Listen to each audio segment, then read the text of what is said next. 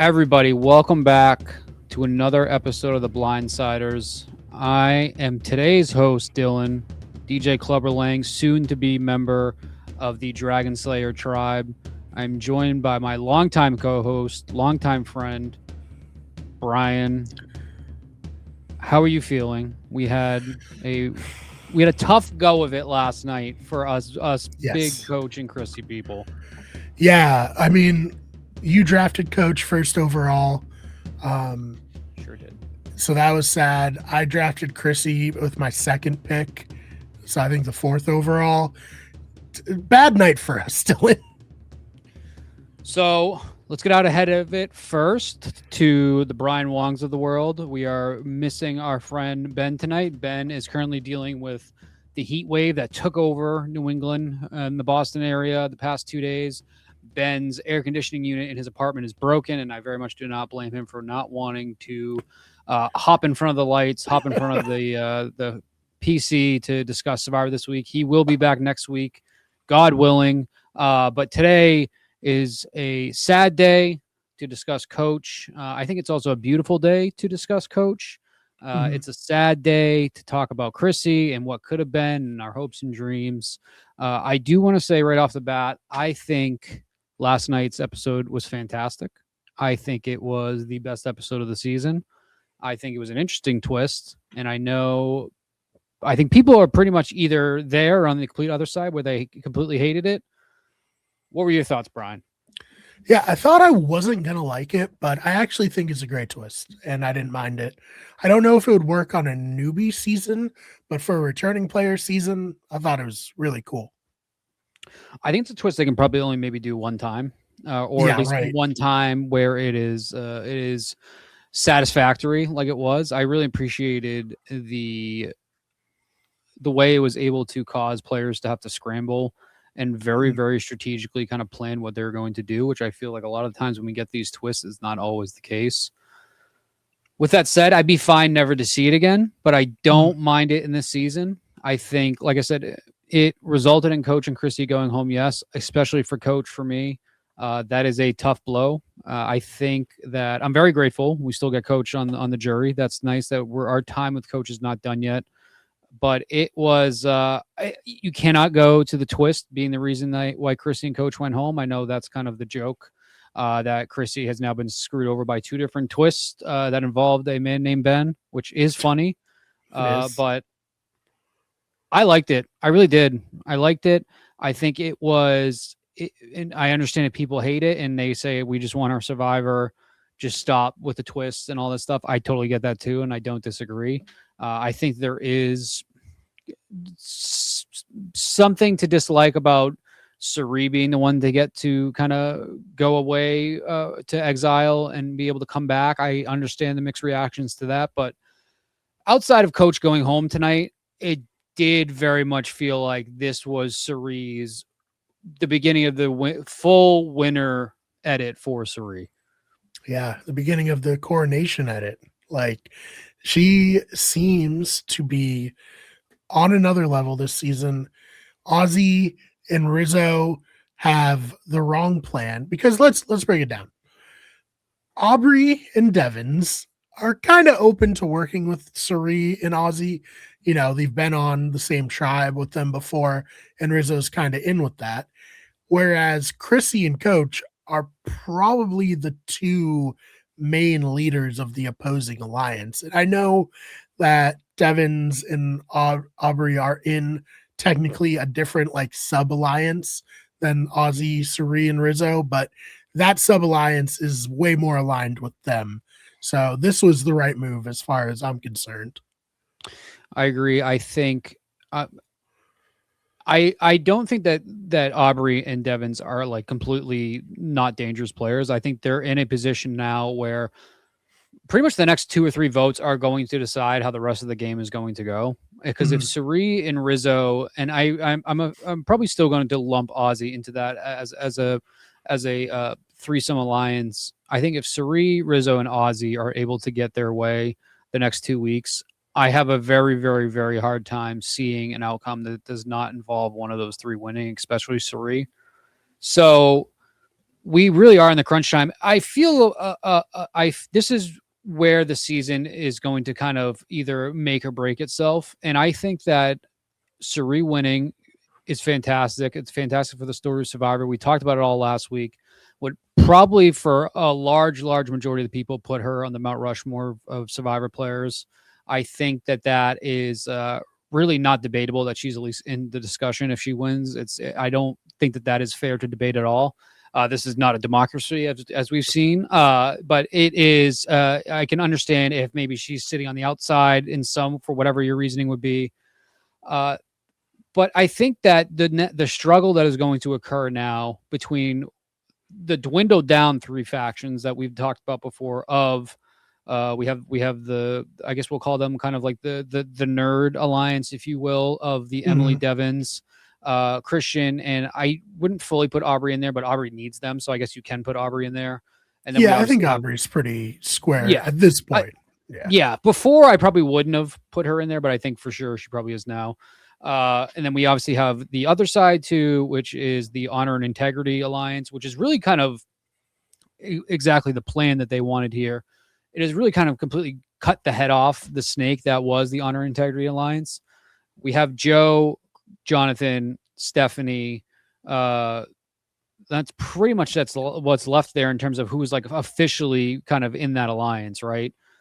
I would even potentially put Joe more on the outskirts at this point, obviously because he decided. I know. Obviously Stephanie did too, but Joe decided to vote against Coach, which was very, very surprising. I think that at least buys him time. I think there's something to discuss here with Joe and Tiffany this episode too. Two players that actually did impress me. If Ben was here, I think Ben would be saying something different. But 2 players that actually did impress me. And then we obviously have the other side, the dominating alliance, the people that are actually running the game. We have, and I guess Tiffany is a floater. I'm not putting Tiffany in any one faction. Tiffany is kind of the official swing vote at this point. I think Tiffany has a chance of staying in this game for a little while longer than I actually thought. And then the other side, we have Cirie, Ozzy, Rizzo, who are running the game at this point. Where do you see this playing? Where do you see this going from here? So I think maybe there's one more round of taking out either Joe, Stephanie, or Jonathan, but I think pretty soon it's going to become the nerds versus the what were they called? Riz God. What was it? Yes. The I'm going for now. I forget what it was. It was, but yes, the Cirie, Ozzy, Rizzo. Cirie's Rizzo of Oz. Yeah, sure. Something like that. That's our official name for it. We're gonna get murdered from that. Go ahead. Well, I think like it's them versus the nerds, the 4 nerds with Jonathan, Steph, Tiffany, and Joe potentially in the middle. I wouldn't be surprised if next week we see one of those 4 go, but I think these are very smart players and they're looking at like, all right, I need to take out this opposing group first before they take us out, you know? The one spot I disagree with you with is I think Devons or Aubrey probably have to be a target next week right off the bat. Especially if Cirie and Rizzo want to continue staying in the middle and being able to play both sides. I think naturally next week the next tribal, they have to tell Stephanie, Jonathan, Joe, hey, we got Coach and Chrissy out. We can work together. We need to take Devons out. He has an idol. And if we need to split the votes, then we need to go. Numbers wise, I don't think that would actually work, though, splitting the votes, right? But they could say, if we need to split the votes, we go Aubrey. That is where my head would be at. Cirie is a much better, much smarter player than I could ever be at Survivor, so I'm sure she is in a different place. But yeah, something I like to do when I play in these LRGs or whatever, a strategy I called like you smash the alliance and then you pick up the pieces. And that it feels like this is a good spot for taking out like the 2 power players, probably the 2, no offense to Joe, Jonathan, and Steph, the 2 more strategically minded of that 5-person group, they're gone and the other players are ripe to be picked up, Yeah, I'm trying. I'm kind of putting some faces to people right now, just so I can really fully kind of dissect the situation. Yeah, I mean, I had talked about in our group chat. I think that there still is a very, very small path forward for Jonathan to win this season. I think we're going to get into a lot of praise for Rizzo and Suri and even Ozzy. We can get into of kind of the position they're in for the rest of this game.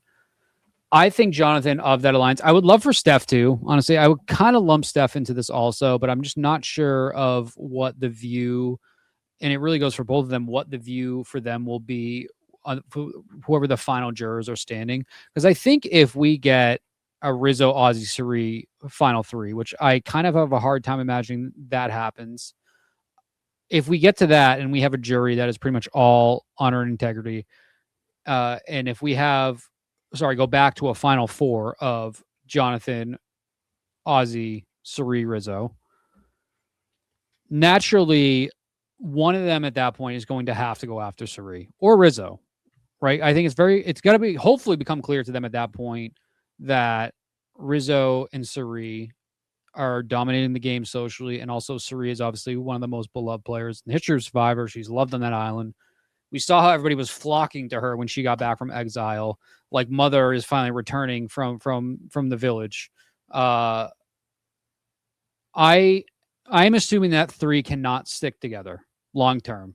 I feel like Suri would be the one to take out Ozzy, not the other way around, right? Unless we're getting into a unless we get into fire making, which is assuming in that point potentially Rizzo or Jonathan or Steph. Those are the three. Those are the people I'm rolling with at this point for whatever reason. They would put Suri into fire making. That would be the smartest choice. Suri wins fire making, the season's over. Suri somehow wins fire making, the season's over. I think so. I think Ozzy is growing as a player for sure. I think this is the best version of Ozzy that we've ever seen. I agree. I don't know if he would cut Suri. I think if Suri wins this game, it's because Ozzy wins final immunity and brings her to the final. That's like what I'm kind of thinking would happen. Rizzo, on the other hand, I think definitely could betray Suri. Does he have any win equity? I'm not sure. And like Rizzo's 26 years old, but he reads younger, right? He reads like a 20-year-old. And I don't know if this group of players who are all like, other than him, probably 35 and up, if they necessarily respect Rizzo as much. You know what I mean? Tiffany might be like 35, but regardless, 30 and up. I don't know if they necessarily respect Rizzo enough. So I don't know if he necessarily has a path to win, but he has a great edit. So that's a little hard to, square as well. I think you have kind of talked me into the opposite direction because I was so focused on Ozzy and Suri just not going to the end. I think what you just said, it would be smart for Ozzy. I just don't know if he'll do it, Would it be smart for Ozzy to, you're saying it would be smart for Ozzy to get rid of Suri? Yeah. To cut her last moment and be like, I'm sorry, Suri. I love you.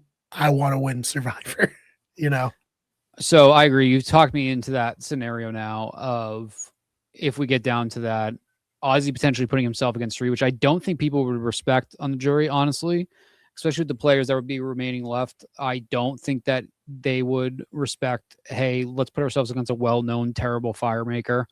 Let's see how we do. So that makes complete sense to me. I don't think Ozzy I think Ozzy has a better understanding of the game than, like you said, he has in any of the previous seasons. I'm impressed, honestly, with him this season. I am impressed. We can go into how Coach's game really kind of fell apart there as soon as we got to the merge, and how Ozzy was able to strengthen his. I think that's 100% a valid argument. I have a whole spiel to go in about Coach that I want to save. I think more likely we'd be looking at a Suri versus Rizzo, who's going to cut who first at the end, because the storyline, it also makes sense too. Rizzo was not able to get rid of Savannah when he needed to. Savannah went on to win. And then on the opposite side of that, we have Suri, who we saw an Australian Survivor with Suri and Parvati, and then we also saw that again when Suri and Parvati played together before too. Of that, Suri needed to be able to take out Parvati. She couldn't. Parvati wins. I think that she very well could be looking at that when we get down towards the end if she has Rizzo, saying, I know I can beat Ozzy. Rizzo is the biggest obstacle that is in my way to win this. I feel like Suri is here to win this game. And another point too, I think there are some people that are really enjoying being in this season and that have kind of accepted their place. I think that's potentially where Coach kind of rolled in here at the end, where he started to maybe accept his fate in the game. I think Suri really wants to win this game. I think it would cap off her legacy. And I think that a situation like that is going to be the difference between us saying, is Suri the GOAT?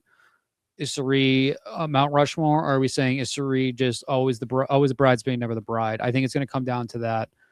Daryl, Coach was not going to win as of next week. Before that, I think that anybody, could have rightfully argued Coach was going to win. I know I was, because I'm an insane person. I think that's going to be, in my opinion, the storyline that this game comes down to. If we don't have any more twists that potentially break up Rizzo and Suri, because I don't think that they have any motivation to need to break each other up until we get into that end game, because you can say Suri is running the game, which I think she is, but she's only able to do that because of how good Rizzo has been socially. Obviously, Suri is fantastic socially. Nobody's debating that, but I'm saying Rizzo has been such a key piece to her game and vice versa in this season. Something's going to have to give with them at the end. I don't think that they can both go to the very end together. And I would probably suspect that Rizzo would lose to Suri if that was the situation, but I don't think that is a risk that Suri is willing to take. Yeah. If they did get to the final three, Ozzy, Suri, and Rizzo, all she has to say is like, look, when I left these guys alone, they were about to make a huge mistake. And the only reason they didn't is because I came back from Exile Island. Like, I was the brains here. You got to give me the $1 million, Yeah. And the other, and I've had this argument, if you will, with other people that I've talked about Survivor this week. Is Suri winning like a Lifetime Achievement Award, a pity win? I can understand how maybe on the face of it you could say that. You cannot say that watching what she has done in this season, in this game. I think you can say, should Suri have been on this season to begin with? I think she absolutely should have been. I think you can see what Survivor has wanted to make this season a celebration of what makes Survivor great. I don't think we had to have half people from New Era, half old school players that played once. Like, I am very, very happy Suri is here. I'm very happy Coach is here. I'm very happy Ozzy's here. I'm very happy Steph's here. I'm very happy a lot of these old players that we have seen play multiple times are here, because I think it's made a fantastic season. If you're not going to get Rob or Sandra or Parv or Tony, like, you have to have Ozzy, Coach, and Suri. Like, it wouldn't be Survivor 50, or Survivor wouldn't have gotten to season 50 without these types of characters, And it's also, Suri's story is not complete. Suri's story could not have ended for US Survivor in Game Changers. If that was the case, that is as bad of an ending for as good as a player that you can have in Survivor. Other than like a Medivac, I think in terms of being idled out and you being the only choice for somebody to vote out, that is not the way that a player like Suri should go out. So I am very happy she's here. There's a lot of people I would love to win this season at this point. Suri is the top of the list by far, and I think she's most deserving too. I had this conversation with my wife, shout out Rachel, who she's watching right now, who we were talking about who do we think deserves to win versus who do we think will win. I think we both agreed Suri deserves to win. Suri will win. I know my wife's a big Rizzo fan too. RIZGOD, the Riz God. I am also. I think this podcast is a big Rizzo pod, but I think the story for Survivor to this point, 50 seasons, Suri winning. She's played. This is fifth time total. Fifth American, sixth overall. Her finally winning. I know I said Coach winning would be a fantastic story for Survivor. Suri winning would be what they're looking for with 50. Do I think 50 is rigged for Suri? No. I think you're stupid if you think that. I don't think the players there on that island will be doing this. I don't think production will be doing that. I think that Cirie is just playing that good of a game and taking advantage of the game that is in front of her right now. Yeah, and like if you want to say her starting tribe was well positioned for her, Ozzy she's played with before, she's worked with before, and then everyone else I think were just one-time players, except for Jenna Lewis, but the snipes Jenna Lewis out immediately. Like there wasn't much of a threat there, but like she's still putting in this work, and I don't know how you let Cirie get this far. Like after watching her on all the seasons, I thought she was going to win Game Changers. I thought she was playing great before Advantage Geddon happened. She was running Big Brother up until her son ironically blew up both of their games in there. She won the Traders. Like Cirie should be the first person out every time, but she's not because she's that good. Yep. And I think too, we said you cannot win Survivor pre-merge anymore. It's not, you cannot do anything in the pre-merge. You need to survive to the merge. And look what has happened since Cirie has gotten to the merge. She's completely run the game. Her and Rizzo have completely run the game. Ozzy has done everything he's needed to do for his alliance to help get them to win that game. I mean, Ozzy choosing Rizzo to go with him to exile kind of put them officially on this path forward to get there. Which is why Cirie is the leader. Cirie deserves the win at this point. Rizzo deserves second place. And Ozzy, there's an argument made Ozzy deserves third because of what he's been able to do at this point. Ozzy's a key piece. I don't think Ozzy maybe necessarily it deserves to win over those other two. I don't think that it's even close for that. I think that there's potentially players outside of Ozzy that maybe deserve a little bit more based on what they've been able to do. But Ozzy has been the most impactful to his alliance outside of Rizzo and Cirie for what he's needed to do. And like you said, he's matured a lot. He really has. He's matured a lot.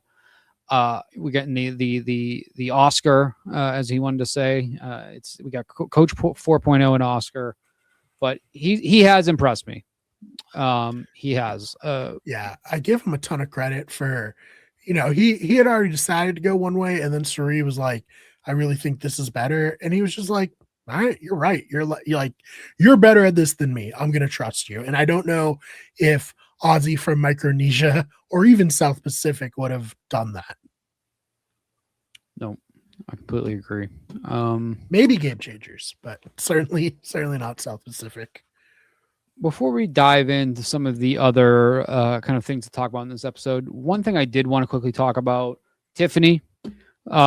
Tiffany won me back this episode. I think I was very down on Tiffany last episode. I pretty much all but said I don't know why she was chosen for the season. Her gameplay has not warranted it. She did not turn her game around to this point in this episode to this is a winning game. Tiffany's playing amazing. She turned it around enough that I said I'm glad Tiffany's still here. I think her and Joe teaming up, if that stands, I like that a lot. I think their win in the challenge was awesome. I ruled them out the second that they couldn't get through the birdcage, which, by the way, I did the birdcage at the watch party. Very easy with one person. I can see how it's incredibly difficult with two people. One person, simple, go up the slot. You go quick. It's a mental game, and the fact that you don't have to overcomplicate it. Two people is very tough. It really is. So I know it wasn't like a challenge that people were on for hours, but it's much harder with two people than it would be with one. Cool win. Joe turned around a little bit for me too. I think this is where me and Ben would kind of begin arguing. I don't think Joe is all of a sudden on a winner's path at all either. I think seeing Joe kind of slightly break away from the Iron Sharpens Iron, the Honor and Integrity Alliance, and start to do his own thing here, get a little bit more screen time. Tiffany getting a little bit more screen time. I liked it. I like that we're starting to spread around the stories a little bit more. We spent a lot of time, obviously, with Cirie and Rizzo at this point. We spent a lot of time with Christian to this point. It's nice to start seeing more of the players like Tiffany and Joe. I like what they brought to the table this episode. Yeah, I thought, Tiffany's in a good spot in terms of she had no connections left, maybe Aubrey, but she's somebody who's smart and a good player and someone you want to scoop up. And both Joe and Ozzy have put that out. Which way will she go? Still remains to be seen. Joe is someone I can see Cirie being we should bring him in now that his like main guy's gone, because Joe's a very loyal person. I know Daryl says that Joe voted for coach, even though he said he wouldn't. So apparently, in exit interviews, someone said that Joe only wrote Chrissy's name down initially, and then Jeff made him go back and write coach's name. So he tried to get out of it, but he wasn't able to. He may have gone back against his word, even if he was forced to by production. He made the right move. Jonathan, on the other hand, I don't know if Jonathan didn't see the writing on the wall or if Jonathan was trying to make a potential get some votes for the jurors if he thought he was there in the end game by not voting for coach. I don't know if that was the case or not. I guess we'll find out next week during confessionals. Because I think Joe has been playing, or I'm sorry, I think Jonathan has been playing a much better game than he's getting credit for. I don't think he's necessarily playing a winner's arc, but like I said, I think outside of Suri, Ozzy, Rizzo, somebody I can see winning this season as a realistic situation, maybe not the favorite, is Jonathan, based on who can be there in the jury and how the rest of the game plays out. Not really a spoiler. Apparently, this cast is not friendly with each other after this season. And it seems like coach of all people is somewhere in the middle, or his coach is like somehow one of the more liked players that came out. I saw a video of the concert what Coach does with Ben that Tiffany came out and sang on stage with them, which I thought cool. was cool. So I don't know what that means. I don't know what that means for the end. I don't think, like I said, I don't think that's a spoiler. That could all be nonsense. But that's just what I heard. I think with any of these all-star seasons, you just have to expect that you're going to burn like all these bridges with people if you vote them off. Like everyone was to some degree, some to a very heavy degree, the star of their original season, and everyone wants to be the star of this all-star season, but you can't be, and only a few people are going to be that, and that's going to bruise some egos, you know? Yep, sure. The game is going, and especially Rizzo, Suri, Ozzy, if they don't all take each other to the end, it's going to get nasty, especially with a lot of the old school players. They're not so cool with, yeah, that's just the game. Like these people are coming out for their third, fourth, fifth time to play this. They want to win. Players that have never won before. I think that this means a lot to them. I'm not saying it doesn't mean a lot to the players like Rizzo, like Emily, like Tiffany. I think it means a lot to them, but I think it means a lot more to the players that this has been like their entire life. Their entire life is Survivor because the Survivor gave them the life that they currently have. So yeah. Or even like Chrissy, who like you thought, oh, she's a slam dunk to come back, and then she had to wait years to come back. You know, and not only that, like she was screwed over in her last season, felt like she was potentially robbed of a win. Which a lot of people, including Brian, would agree with, that she was robbed of a win. I think I probably am at that point too. I know there are a lot of Devin people out there. I don't know. I thought Chrissy should have won, but you know, it's whatever. It doesn't matter. Ben ended up winning, so does not matter. And then he got made to look like a fool in Winners at War, unfortunately. Yeah, I wonder if production in that moment regretted any decisions they made on heroes, healers, and hustlers. Do we think it has any, the reason this season's been so great, and like I think that this is far and away been the best season since David versus Goliath, which is not saying a lot, but I think this is arguably the best season we've had since Calrung. Like I think there's a talk to be that this is like this more than David versus Goliath for different reasons. It's up for debate in my opinion. I think it's a really great season. And I've seen people being like, oh, this boot order is so bad. It's like, would there have been a good boot order? Like, you like all these people, you're going to be upset. Yep. Well, you just got to like accept. And it can't get worse. Like, I like Winners at War. I think I probably like Winners at War more than a lot of people in the like super fan community. But like all the old schoolers going out immediately on Winners at War was horrible. And we're not getting that here, you know? I like Winners at War. The boot in Winners at War is terrible. I like Winners at War because Tony won. Let's be honest. I do too. I feel like I'm a little bit higher on Winners at War than a lot of other people are. The boot order in Winners at War is tough. I think it's especially tough when you have Natalie go out first and then be there to take. I think did she take? Was she second? Right? Didn't she got a vote? She got a vote, right? She got Tyson and Jeremy. Yeah, for sure.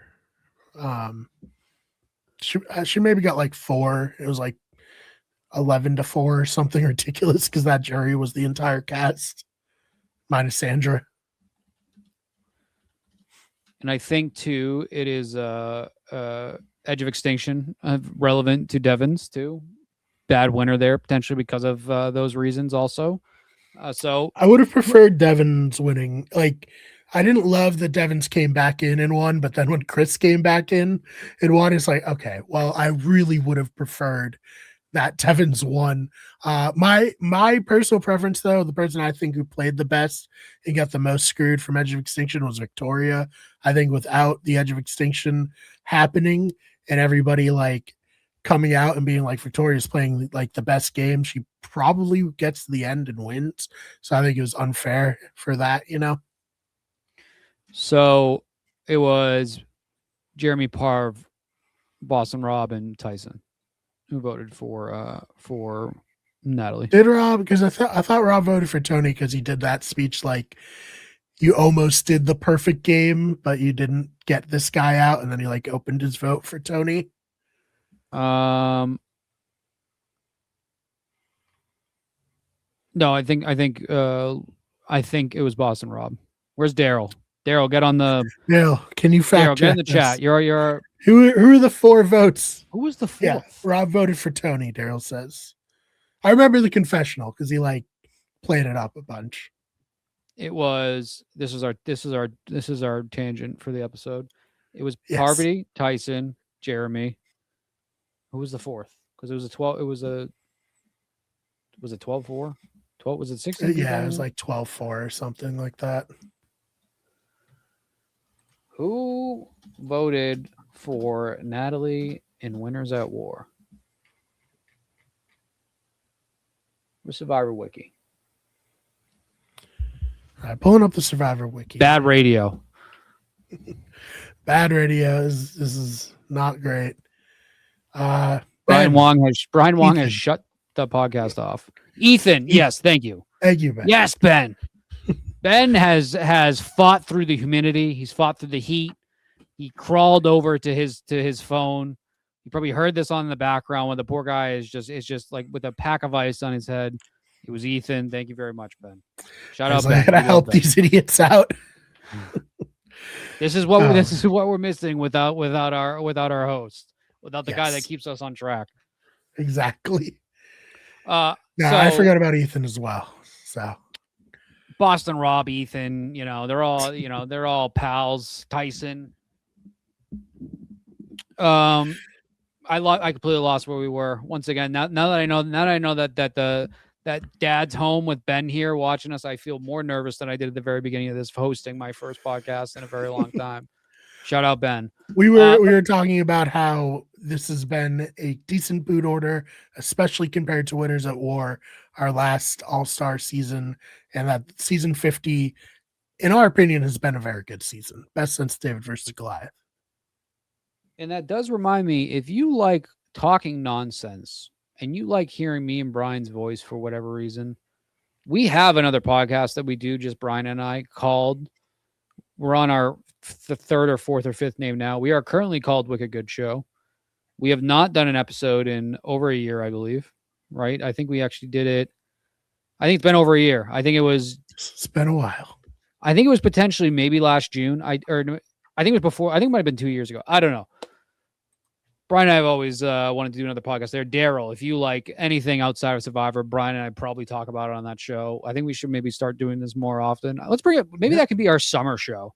We got nothing else going on outside of probably House of the Dragon, which we have another podcast for. Shout out, Brian, if you want to plug that. Yes, Pack of Mics and Fire, where we cover all the Knights of the Seven Kingdom, House of the Dragon, any kind of other Westeros show is there. You can find it on the Better Radio channel. I'm going to get us back on track now because whenever I record this podcast, I think about what is Brian Wong's thought as he's listening to this. Brian Wong, longtime fan. Brian Wong listened to, I think Brian was our first actual listener on when it was Brian and Dylan Take on the World. Almost certainly he was. So Brian Wong, kind of a legend of the Better Radio, Wicked Good Everything kind of family. Let's get back on track here. Let's get back to Survivor. Sorry about the tangents. We've talked Cirie. We've talked Aubrey Devins. I guess real quick on Devins' idol play, if you want to get to that too. I would love to talk about the idol. I am not a big Devins guy. I sometimes find him annoying. I think Edge of Extinction is not a good season. I think he was fine in that season.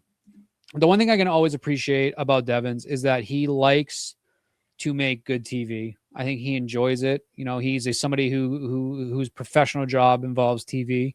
So he knows what the people want sometimes. And I think I said earlier in the season, I very much appreciate the enthusiasm of having fun in Survivor that Devins and Christian were having at the very beginning when they planted that idol. Was not sure how it was going to play out. I think not only did Devins play it as perfectly as he probably could have in this scenario, I think it was super entertaining. This whole episode, top to bottom, I found very entertaining and intriguing to watch, which is why I think this season's been so great, even with a twist that we don't like. I think Devins, I have to give him his props. I think it was well played, well done, well executed. I think it was funny to watch. Just everything about it that it created after was fantastic. I might sort of be a Devins guy now. I don't know. Yeah, no, I like Rick Devins a lot, and I do think this was probably the right spot to pull this out. I don't know 100% if the votes were going to all come down on Rick and Aubrey. I don't know if he saved himself, but he certainly put the nail in the coffin for Coach and Chrissy. Yeah. So when we get on to more about Chrissy and Coach at the end here, which I feel like is a good way to end this episode, kind of talking about them. I'm not 100% sure. My brother kind of immediately swayed me off of this idea that it was the idol that saved Devins and Aubrey, and that that was the only reason Coach and Chrissy went home. The thing that sticks out to me the most of why it was probably Coach and Chrissy from the very beginning of Tribal was when Ozzy told Devins he should play that. I do not think Ozzy would do that if he knew for a fact he was voting for Devins and Aubrey at that point. Yeah. You know, and maybe Ozzy changed his mind after that. I don't know, but I agree. I think that, and we saw with Cirie too. We would have gotten potentially more time with Cirie and Rizzo discussing not going for Coach and Christian, going for Aubrey and Devins instead. I think, I don't know if it necessarily saved them, but I do think it was a great moment. I'm glad that it happened. It paid off really well, and it's not done paying off. Rick didn't play it because it wasn't a real idol, but now everybody thinks he has an idol, and we'll have to see where this goes. Dylan, do you think that Jimmy Fallon is a name that Rick throws out as who was the celebrity behind the twist, and Jimmy Fallon is not actually involved with this season? This was not something I thought about until you just brought that up. So that is very interesting. That is very, very interesting. You also just reminded me we still have the Mr. Beast thing to go through. So that's that's something. So the Mr. Beast, which, I like Beast games. I'm open to Mr. Beast showing up here. He's been very complimentary about Survivor and his experience and everything. So I'm open for it. And I think I know what the twist is going to be for Mr. Beast. On Beast games, there's a game mechanic with a coin flip.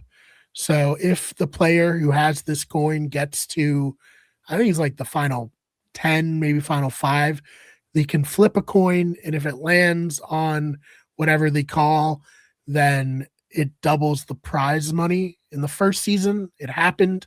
The prize went from $5 million to $10 million. So I could see Survivor for season 50, much like season 40, upping the prize to $2 million on a coin flip.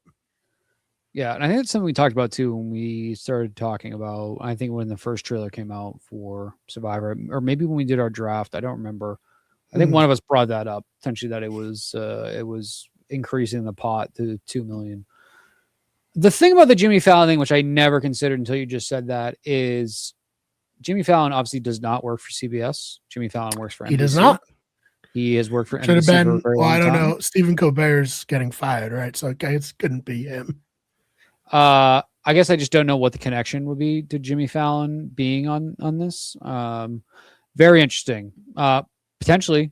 I think that the idol thing is eventually going to be Devin's downfall. I don't think that this is going to once again turn into his winner's arc in the game. Could be wrong. I've been very wrong before in my life. Survivor has switched up the edit around this time in seasons before also, so it's not completely outside the realm.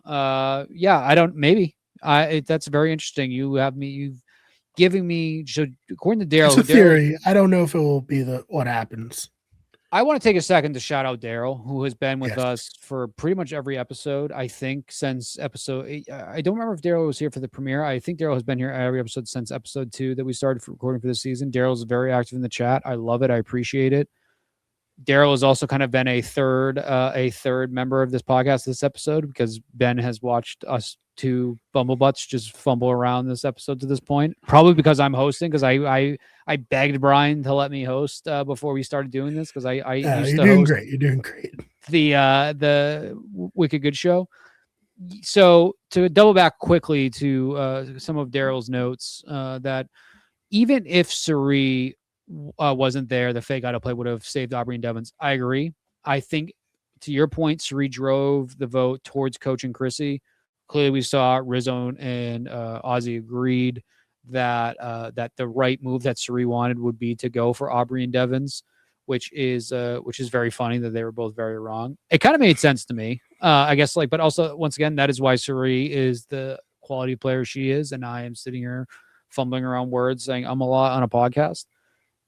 I think I think that is also another indicator that maybe it was Coach and Chrissy all along, which is I'll get into Coach and why I'm very happy with the way it ended for him, even if it wasn't winning.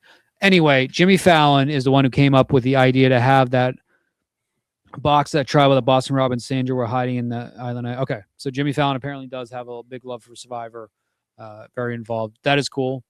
Jimmy Fallon's cool. Vacations in a same town that my family vacations in, which is, I've never met him. I've had family members meet him. Jimmy Fallon, obviously, Jimmy Fallon's cool. I like Jimmy Fallon. What was the movie he was in where the Red Sox won the World Series? Fever Pitch. Yes. Yeah, great movie.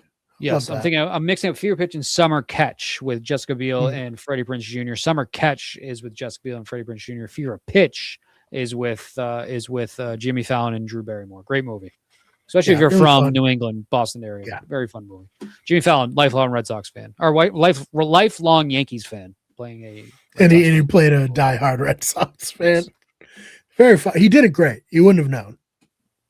Once again, Brian Wong is currently just Brian Wong. If you're still listening, once again, best listener outside of Daryl. I can't. You're both great. Daryl's now part of the podcast. We gotta move on. Daryl, Brian Wong, you can duke it out in the comments. Brian Wong's got to get on the comments. Let's move on. Devins, back to Devins. Move back. Now I'm really losing it. Back to Devins. Yeah, I think you're saying you think that Devin's time is coming potentially to an end, even despite this play. Yeah, I do. I think Aubrey probably gets out before him. I don't know though. Like I said, this is why the next 2-3 episodes are so pivotal to where the rest of the game is going to go, is of which way, because I think Suri can more easily manipulate and play the Joes, the Jonathans, the Stephs. Because I think Steph actually agreed. Steph has become a swing vote, probably along with Tiffany, in the side that I think Steph and Suri have a relationship. They've played together before. I think that Steph, and as Coach pointed out in his exit interview, Suri has backstabbed her like 5 times, but she still believes in Suri. I think the logical next piece to get out is probably Jonathan from that side, right? I think that makes the most sense to me. And then the most logical next piece to get out from the other side, I think, is maybe Aubrey, because they want to flush that fake idol, or it's somebody like Emily or Christian. But I think after that, I think is when the Aubrey and the Devons begin to fall. That's like just my educated guess, where I think it's going to go. I think that depending on which side Suri chooses, if she goes to the Devons and Aubrey and Christian side, I think that she probably tries to flush out that idol first and probably gets somebody like Christian or Emily. I want Christian to stay in this game as long as possible. I think Christian has been the other fantastic TV this season. Christian's very lovable. I think Christian's one of the more beloved characters on this season now, outside of Suri. I want him to stay in the game as long as possible. I think that he's probably the next largest threat that is outside of Suri's and Rizzo's and Ozzy's alliance that they need to get rid of. Yeah, no, I agree. I think you take Jonathan out and Joe and Steph probably come over to Suri's side. Joe just probably doesn't have any other option. Steph really seems to want to play with Suri, even if Suri doesn't necessarily seem to want to play with Steph, at least not enough to like bring her into her main alliance. So I think that will be very interesting to see where it goes between the nerds and Suri's alliance. But I am fully saying this as a very biased towards Suri person. I think that coalition wins out, Yep. And I think that's why the rest of the season is so intriguing. Even if you have somebody that appears to so obviously be driving the game at this point, is because it's so not obvious to the players. Whereas other times it's obvious to the players and they just don't do anything about it. And I think that makes for a boring ending. I think Suri and Rizzo are playing such a low-key game to what everybody else that is left in the game is looking at right now. That's why it's impressive, because they're going to get that. As long as assuming this all plays out in their favor, which I really do think it's going to, or else, like Ben said, I don't know what the edit's doing. I think watching them pick people off one by one and the players slowly start to put it together and realize, oh, we messed up. I think that makes for a very interesting thing, like viewing experience for a Survivor. Yeah, because last episode, it was only Tiffany and Dee outside of the giant coalition. So coach's team was like, oh, we're running the vote. Same as probably Christian and Devon's being like, well, we kind of had control of this. And Suri, I think we've whittled it down to now the nerds and Suri's faction working together, but both of them, because you're the hero in your own story, they both probably think they're running the game, but whoever's running the game is going to be whoever scoops up the remaining pieces and forges a path to the end. And I bring up too I don't know what the edit's doing if Suri or Rizzo are not the winners. The one credit I definitely want to give production is I think the storytelling this season has been really good. I think the like what we got with Christian and Emily and how it was initially brought up of Christian and Gabby, I think that's interesting. I feel like that relationship has died down a little bit to compare it to Christian and Gabby. I think that was really interesting. I think everything obviously with Rizzo and Suri, the storyline building up, everything with Ozzy and Coach, Ozzy playing well. I think Coach at first kind of like seeming like he's really kind of learned from his past of things that players don't like and kind of moving on from that. Obviously, as we'll get into, that maybe wasn't fully the case. Chrissy kind of getting a little bit of self-realization and kind of turning, then voting out Camilla, kind of turning her game on a little bit more. There's a lot storytelling that goes on in this season that I've really, really enjoyed. Aubrey's been a little bit of a miserable story to watch unfold. I hope she doesn't go out in a bad way. I think Aubrey to this point is probably the most disappointing player that's left in this game from what I expected from them, which is a bummer to say. But I think that if Aubrey can have a satisfactory ending to her story, even if I don't think it's going to be winning, I think that'll be great. I'd still, even getting when her having the idol, if Aubrey had an idol, nothing would have been an issue. I think that was a mistake of Devon's. That was a mistake of Christian. That was a mistake of Aubrey. Obviously, they didn't plan for a situation like this to happen. But this is why, like we said last week, you have an idol. Hold on to the idol. We've seen it be successful before. I understand the debate that it was better for her game just to get rid of it because she could not win holding on to the idol. Sure would have been useful, and you could have played a lot more effectively, and the vote could have changed a lot more had you had that idol that was still there, because it would have been incredibly obvious you were going to play it at that point. Aubrey, I just hope we get more from her before the season ends. It just feels like that her story has probably concluded, which if like we're getting into saying that the storytelling's been really great in this season, I think then Aubrey's story would be really bad, really depressing to what we've gotten from her this season. Yeah, and I'm somebody who really liked Aubrey. I was pretty ride or die for her on her first season. But, I was talking about this with Jenny. Like, it has been kind of diminishing returns with Aubrey each time she's come back. Despite making it very far in Game Changer, she was never in the driver's seat at all. She was just kind of, I think outside of voting off Debbie again, which is like one move she did, she just didn't have anything. She got completely owned on Edge of Extinction. And now I guess she's playing a little better, but like I don't know. I don't know if she's fully over how bad Edge of Extinction went, and it's kind of like bleeding into this season. And she also was a last second addition because Amanda Kimmel dropped out. That's the rumor anyway. So maybe she didn't have enough time to get her head right for this game. Yeah, because I think mentally, like physically, we've talked about before, it's significantly less important now than the mental preparation you need and the mental capability you need to be able to play this game.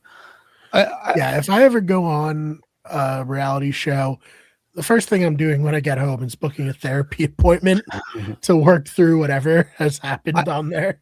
I think I saw that they pay for all of them to have therapy. Like I think they need to get, they get, I think they get, from what I saw, I forget where I read it. They get, it might've been like at a Q&A or somebody, maybe on Tyson's Pods. It was something like this where I think they get therapy to kind of like reincorporate themselves, at least back in like the heyday of Survivor. They get therapy to reincorporate themselves back into society. I think they get like food therapy, like they teach them how to like eat properly again, stuff like that.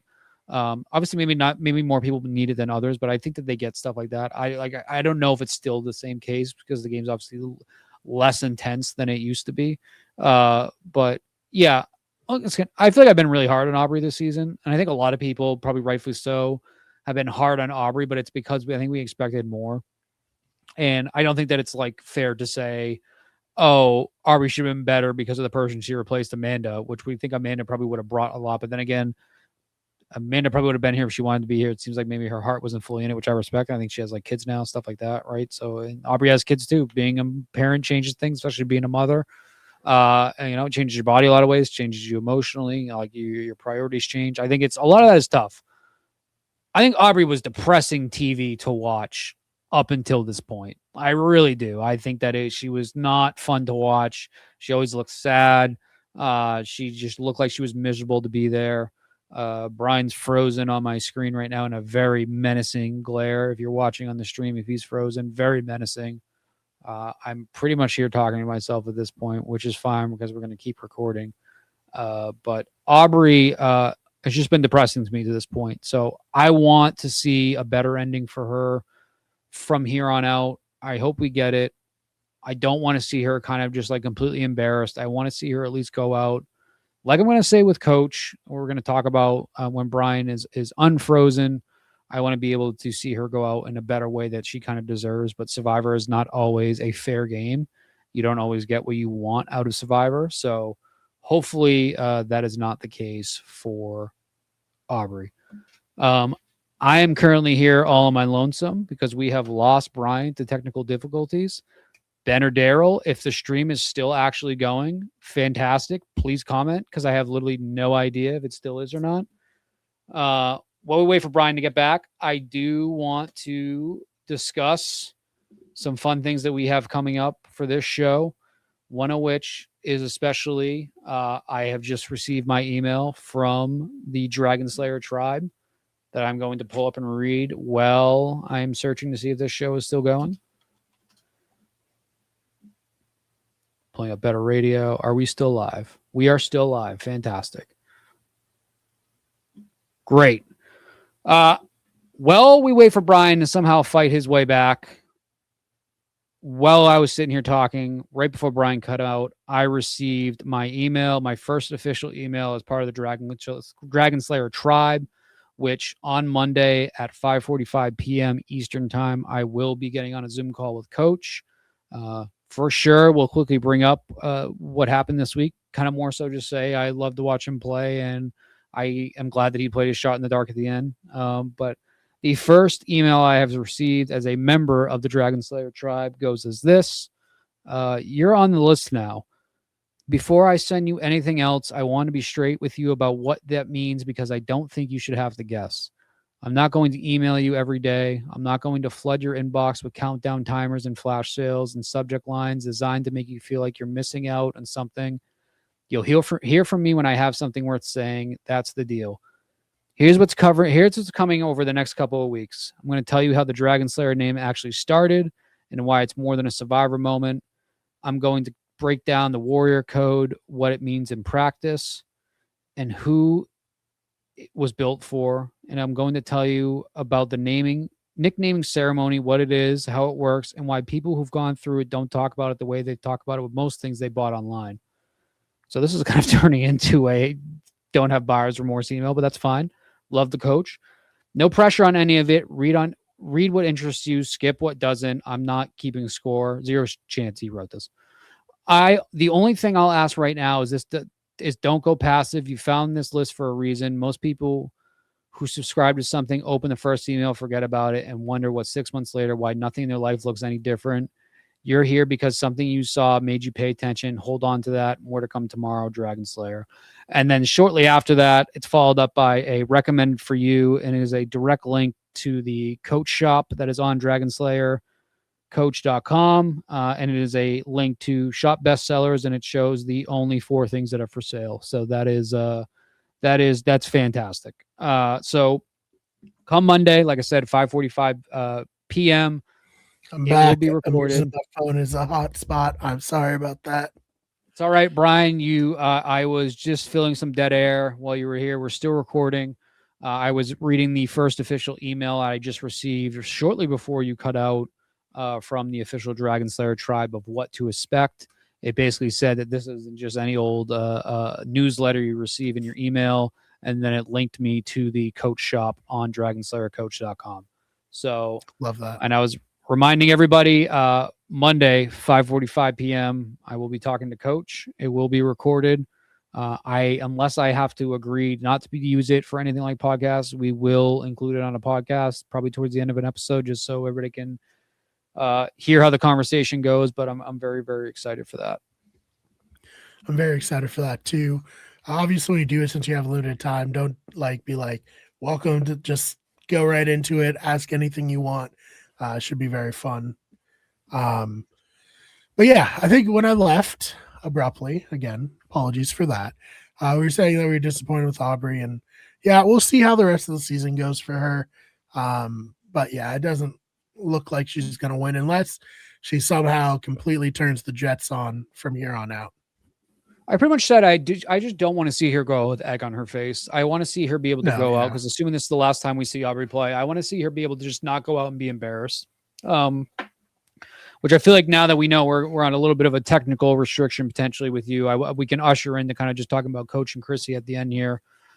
Chrissy, I think that Chrissy did go out with egg on her face. I don't think that Chrissy looks very good after this. I know it's very easy to point to Chrissy being tied to Coach the reason she went out. I actually think a large majority of the reason Chrissy and Coach were gone is because of Chrissy. And I think that targeting Rizzo to Sari at the very end of this, when she kind of did the exact opposite of what she had told Coach to do, which was lay low and just let things unfold. I think that was the official nail in her coffin. Like Daryl said, Sari drove the vote completely to Coach and Chrissy. That was pretty much it. I think that was it, and that was probably what decided how the votes were going to go before Tribal Council. Yeah, I think getting Coach out, great to break up that alliance. Getting Chrissy out, great as the strategic mind of that alliance, right? Yep. Yeah, Chrissy, great move getting out Camilla. That was the right move. I think everything else with Chrissy this season a little tough. Once again, it's not like this embarrassing way to go out, especially when it's involved with a twist like this.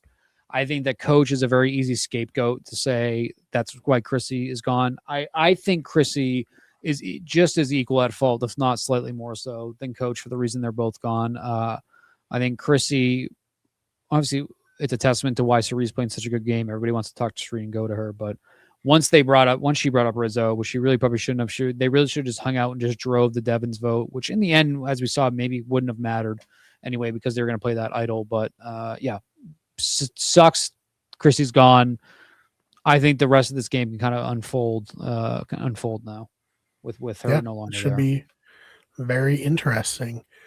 But yeah, other than that, Dylan, anything that we didn't touch on that you wanted to? Yes, Coach. Kind of just quickly, let's following up on talks about Coach. Coach is gone. I'm happy he played his shot in the dark. I'm happy that he was not embarrassed being completely blindsided in a vote. I'm glad he had the wherewithal to play his shot in the dark. I feel an honest sense of a little bit of relief now that he's gone. It's like saying like, oh, my sick dog, I miss my dog, but I'm glad that now that he's put down, I feel I don't have to worry about it anymore. That's not like, that's a bad comparison about Coach. I love watching him play. I'm very happy he made the merge. Coach, I think it very easily Coach could have gone out in a bad way and been embarrassed. And I think that would have sucked. I think him playing his shot in the dark was great. Kind of gave me a last second chance of hope of like, how crazy would it be that a successful shot in the dark play is done by a Coach while we're watching season 50? That would have been cool. He seems at peace. I'm at peace. Also seemed like maybe he was kind of done with the game in some sort of way. Like I think Coach was just having fun. He kind of admitted it finally that he loves to be the center of attention when Chrissy told him to be quiet. And like, that's his whole thing. So that was nice. I think that was a little bit of Ben talking, not Coach Dragon Slayer. I will miss Coach.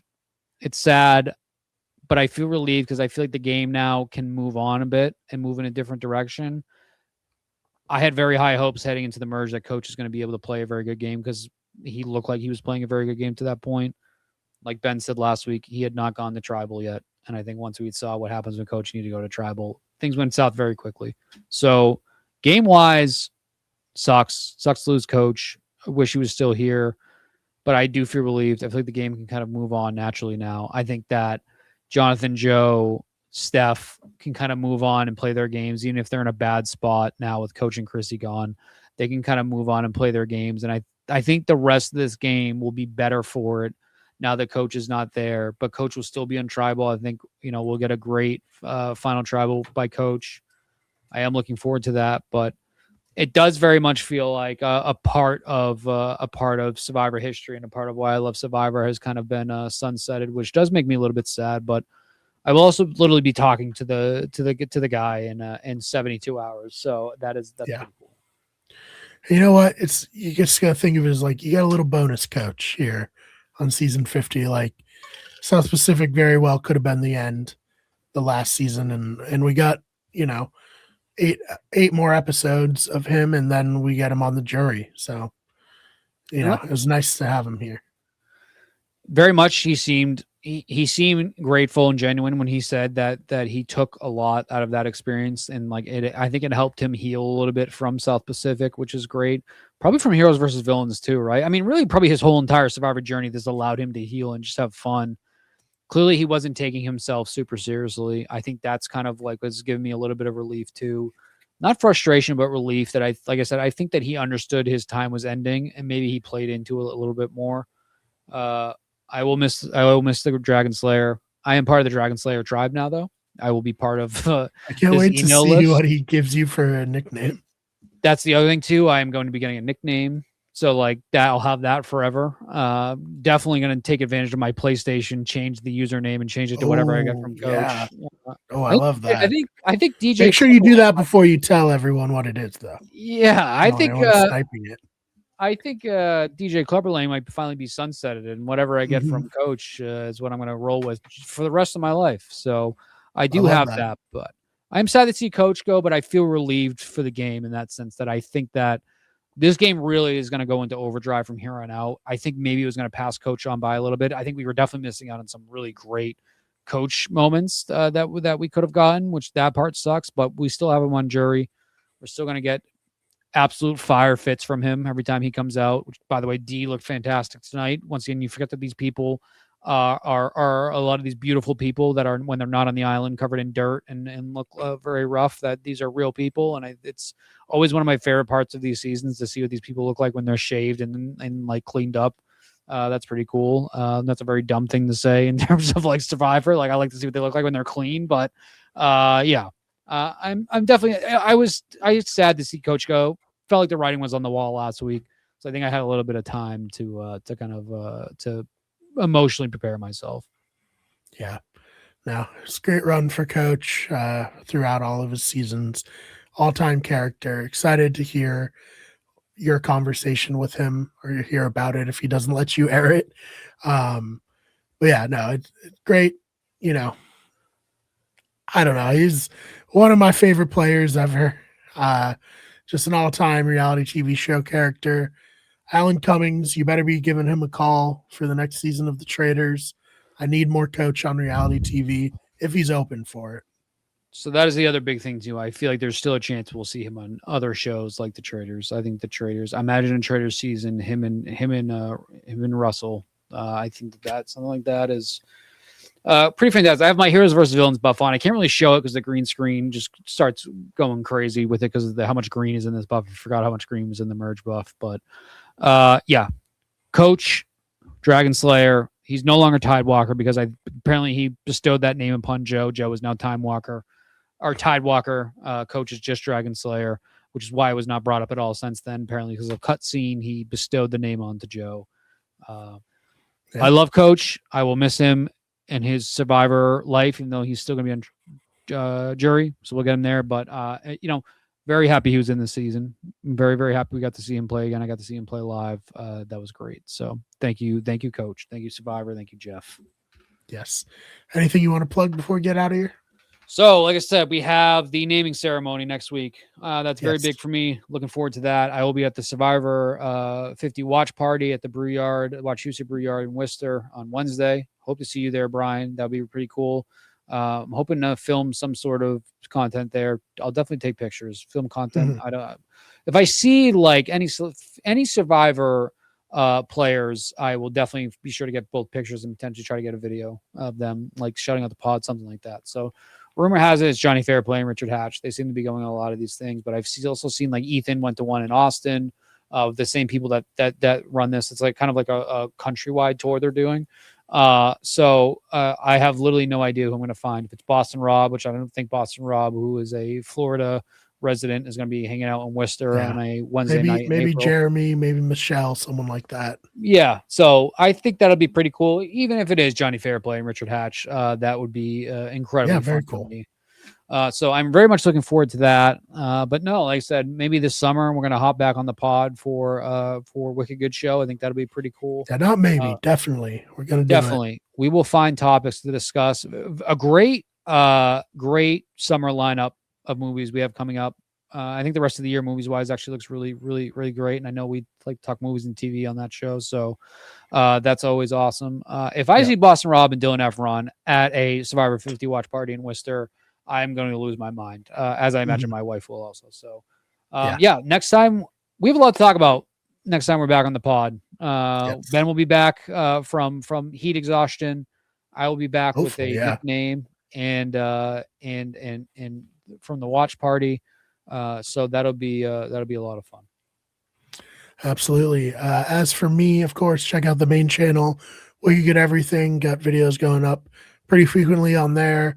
If somehow you're not tired of my voice after all this, although my voice is starting to go because I've been recording so much stuff, check out Those Fake Nerds. I've been doing daily videos for like a month on that channel, just talking about whatever's interesting in the video game industry happening. Wicked Good Sports, little bit of a hiatus right now, but college football starting soon. And Dylan, we've already talked about doing a Notre Dame podcast to cover the football season. So hopefully that will go through. I'm excited for that. And then, Better Radio, where this is streaming. And we have other podcasts. Daryl mentioned From. I need to watch From. I've heard it's great. Michael from Lost is on it. Love him. So definitely need to check that out. Maybe we'll do a podcast eventually on that. But check out the History is Wicked channel as well, where I cover cryptids, urban legends, weird history stories. Just put out a video yesterday on that channel, first one in a while. So if somehow, like I said, you're not tired of hearing from me, go check out any of those, because I'm very much online all the time. So thank you so much for listening, and we will see you in the next one.